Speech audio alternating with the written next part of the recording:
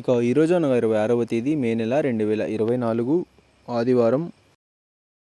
ఇక మదనపల్లి టమాటా మార్కెట్కు సంబంధించిన స్టాక్ అనగా దిగుమతి వివరాలు మనం ఈ వీడియోలో అయితే తెలుసుకుందాము.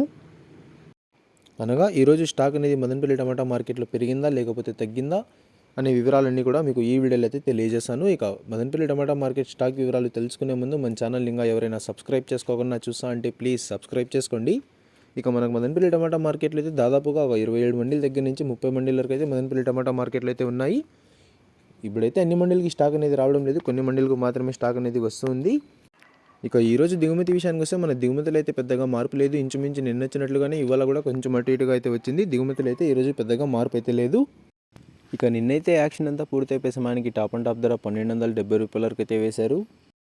మరి చూడాలి ఈరోజు ధరలు అనేవి ఏ విధంగా వెళ్తాయో. ఇక ఇవ్వండి ఇవాళ మదనపల్లి టమాటా మార్కెట్కు సంబంధించిన దిగుమతి యొక్క వివరాలు. ఇన్ఫర్మేషన్ నచ్చినట్లయితే లైక్ చేయండి, షేర్ చేయండి. మన ఛానల్ని కొత్తగా చూస్తున్నట్లయితే ప్లీజ్ సబ్స్క్రైబ్ చేసుకోండి. Thanks for watching this video.